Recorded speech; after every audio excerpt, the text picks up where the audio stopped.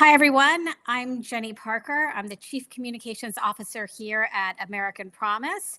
And this is another episode of our series we're calling Beyond the Headlines. As always, I'm joined by my colleague, Brian Boyle. He's our Chief Program Officer and our General Counsel at American Promise. And today, Brian and I are going to be talking about AI and the influx of money we are seeing in the 2026 midterms. Brian, it seems like a day doesn't go by when there's not a headline about another super PAC forming that's filled with tech and AI money.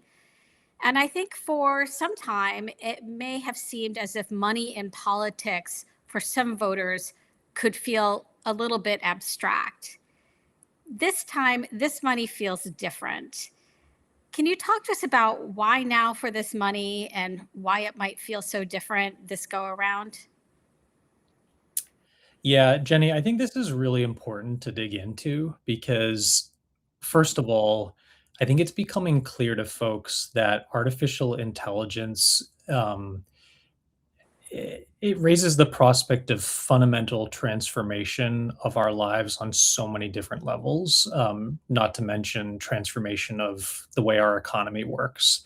And so, with this technology having such transformative potential, but also being still relatively new, the artificial intelligence companies are at an inflection point.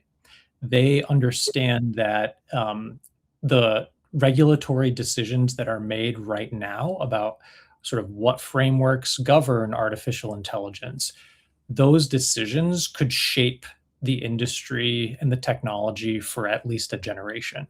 So there's a massive incentive for them to try to exert their influence over the policy making that's going to affect how AI actually gets rolled out within the United States and within the globe.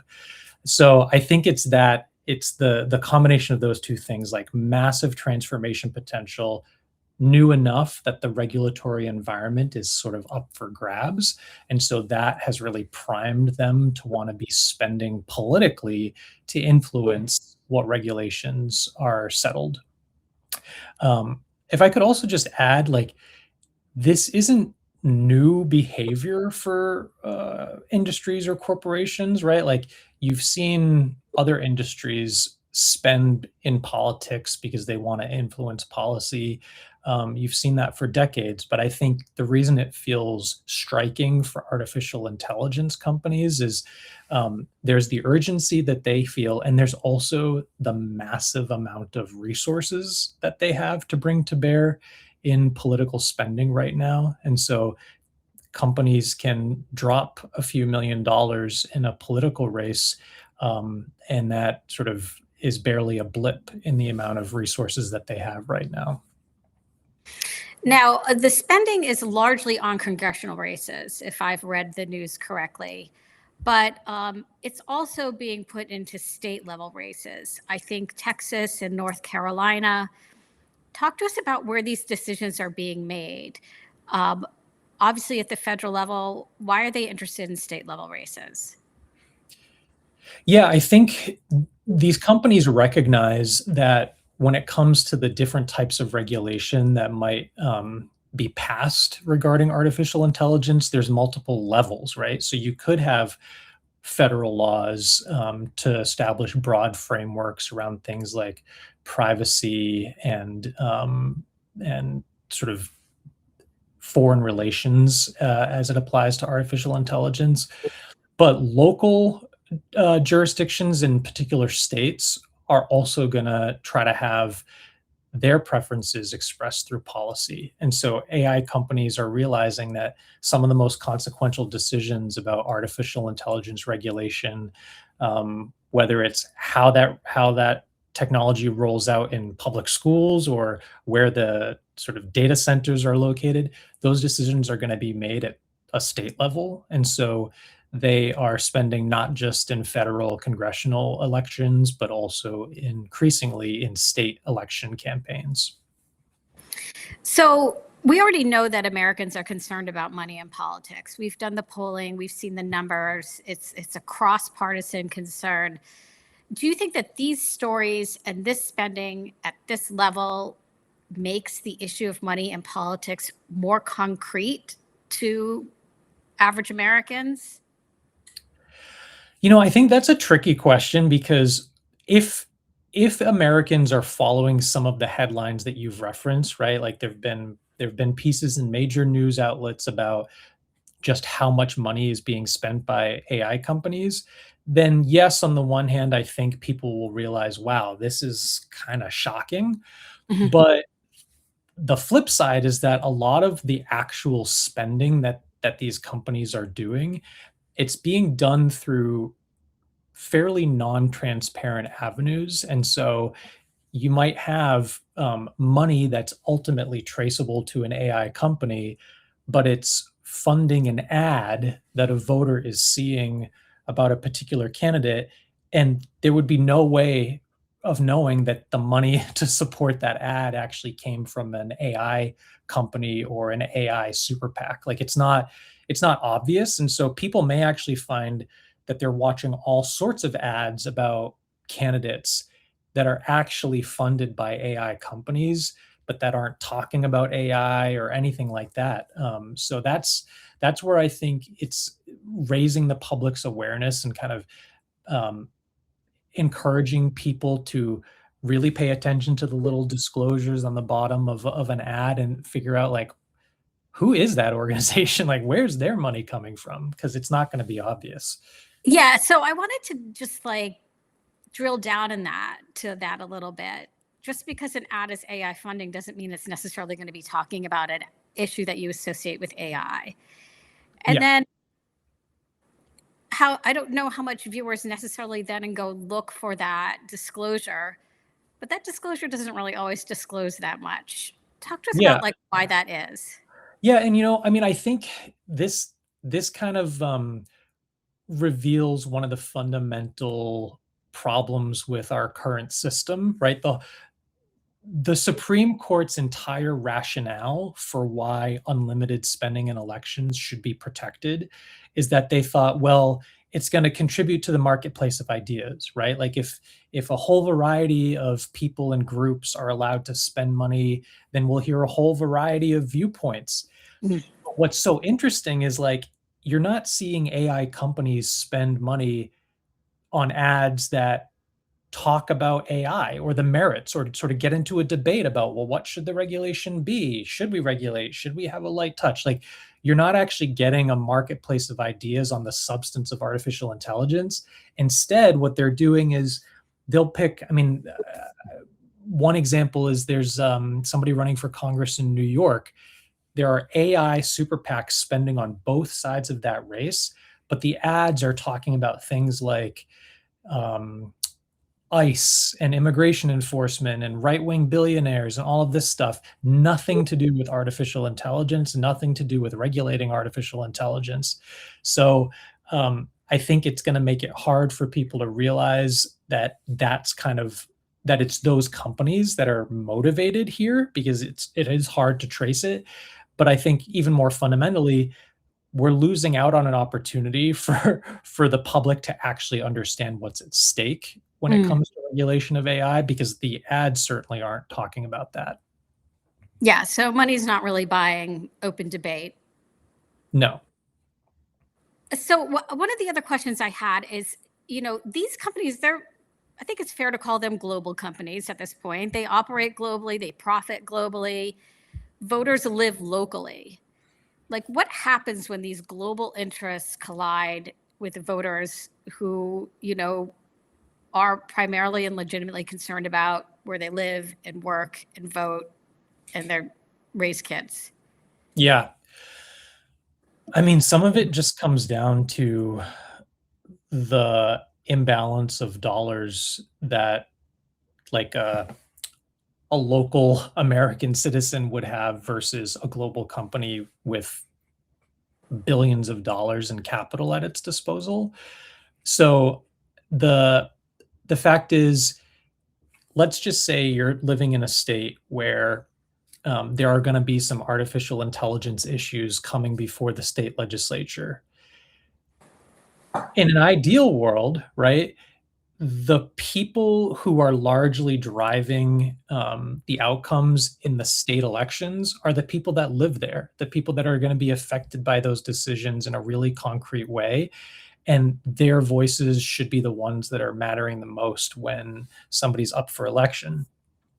But your average American doesn't have 500 or 1,000 or 500,000 or $1 million to spend to boost their preferred candidate. And so instead, you'll see that they essentially get drowned out by the messaging from these global companies that essentially want to pick winners and losers who are going to pass laws that they prefer.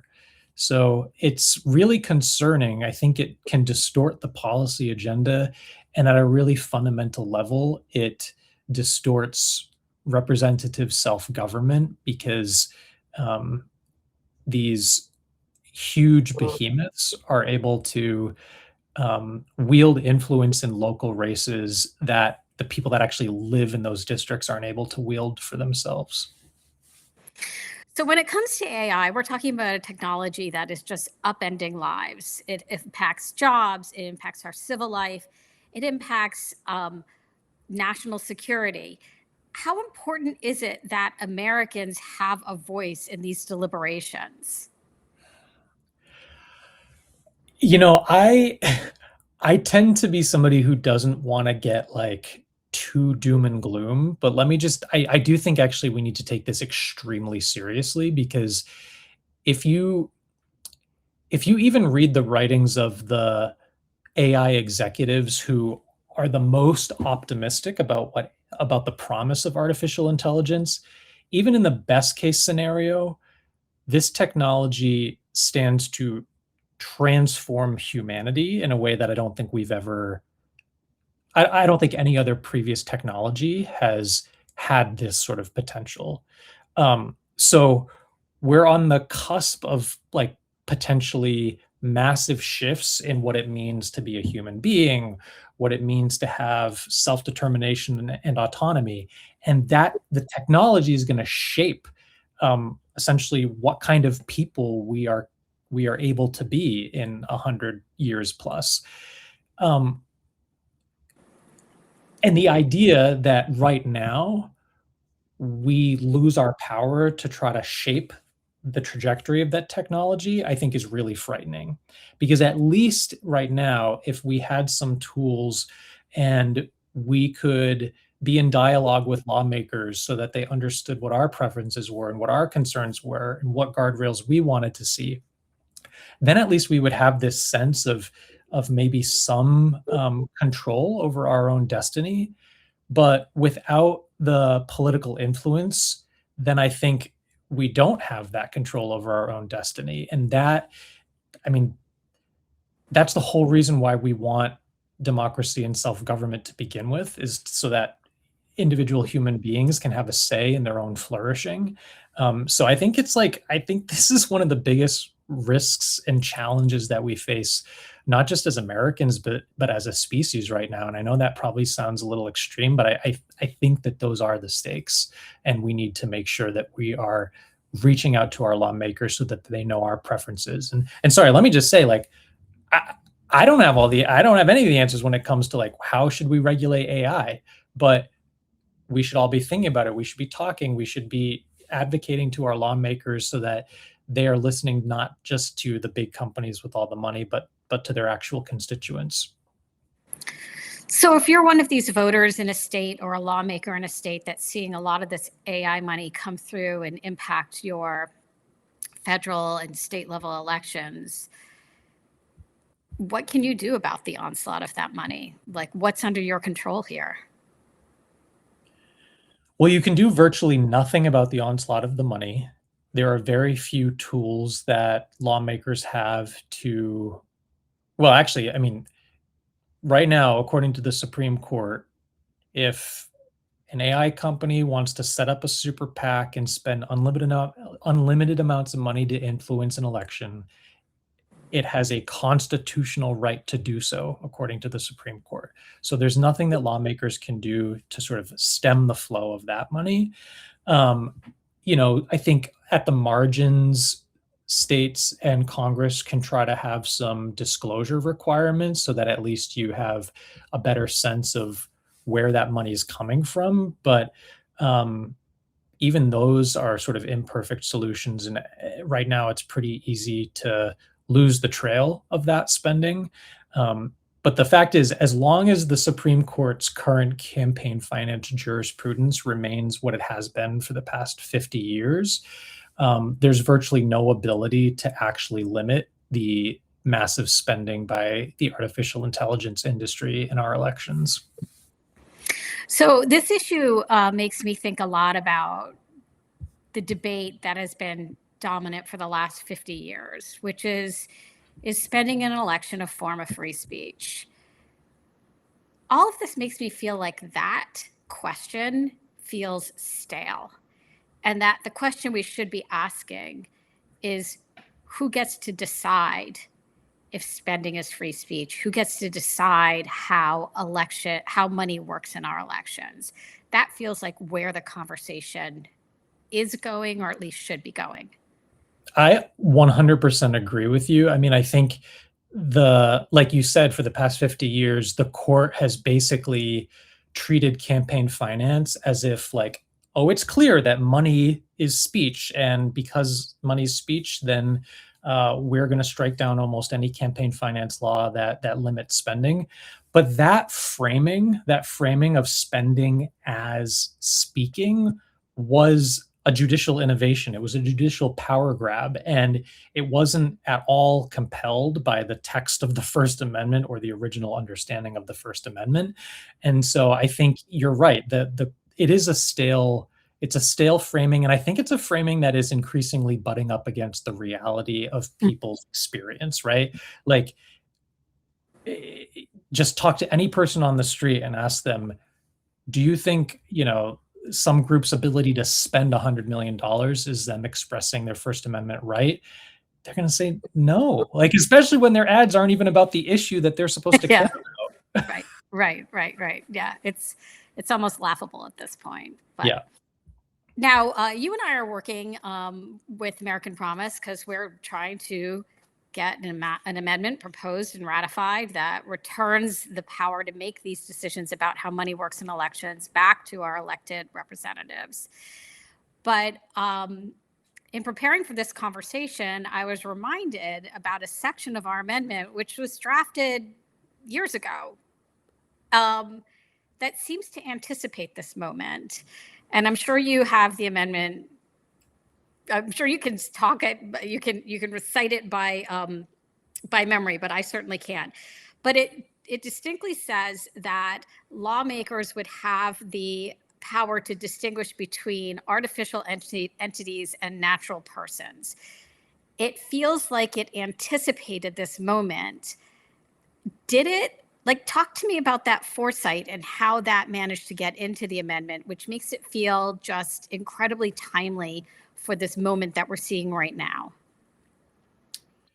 Yeah, I mean, it did very much anticipate the moment. I mean, on the one hand, part of the rationale for allowing lawmakers to distinguish between natural persons and artificial entities is to allow them to distinguish between, individual human beings and corporations, nonprofits, unions, whatever the case may be, traditional legal entities.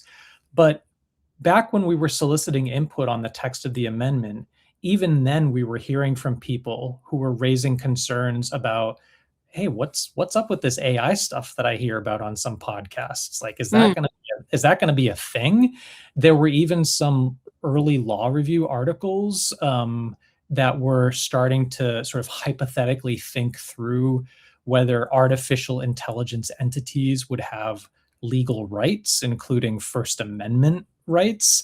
And so we did actually look at that scholarship, and we considered whether could we ever imagine a world in which an autonomous artificial intelligence agent would be granted by the Supreme Court the same freedom of speech protections that it had given other artificial entities.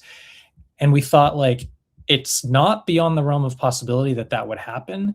And also, that's exactly the type of decision that should be left to the American people and their lawmakers. And like, just think about it this way. Under the current Supreme Court doctrine, the court treats all spending as speech, and it treats all spenders as speakers. So just imagine, like, if somebody gave an autonomous AI agent a huge pot of money and then just said, put in the prompt and said, spend this money in any electoral race that you determine based on your algorithmic judgment, and like use your discretion in terms of what the ad should say and what the message should be and all of that stuff. Under the logic of the Supreme Court's doctrine, anything that AI agent ends up doing should be, protected. And I think it's actually a question for the American people whether that activity should really get the same level of protection that you or I might have if we were trying to make a speech on the sidewalk. I think that's a question that should be left to the American people. And the reason why the For Our Freedom Amendment specifically includes the ability to distinguish between natural persons and artificial entities is so that lawmakers could draw that very same distinction between natural persons and an artificial intelligence entity. I think it's fascinating. So this stuff is all pretty heavy. It causes me a lot of anxiety. I get it that like voters, even our lawmakers, there's not a lot they can do right now when it comes to this influx of money. What are some things that voters and Americans can do as we face this onslaught? Like, what's happening out there that should give us a little bit of hope or actions that we can take? Very self-interestedly, I'll always encourage people to get involved in the work that we're doing, because I think, for all the reasons we've mentioned before, but also for a very particular reason around artificial intelligence, I think getting involved in a movement to amend the US Constitution is so helpful, because the Constitution is the way that we reassert our fundamental human values.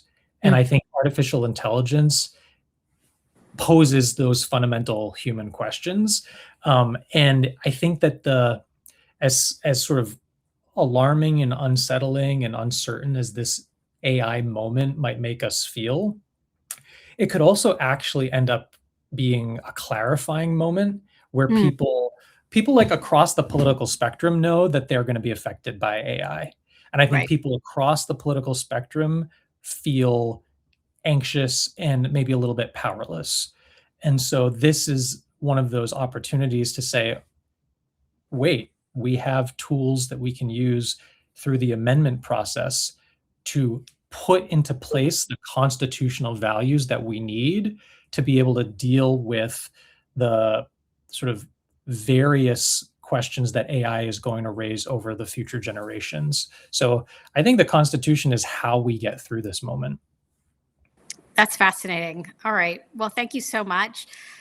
Thank you, everyone, for joining us for this Beyond the Headlines episode. To learn more about American Promise, please visit AmericanPromise.net and hit follow and stay tuned. Thank you, Brian, for chatting with us yet again. Yeah, thanks, Jenny. Great to see you. Always good to see you. Bye.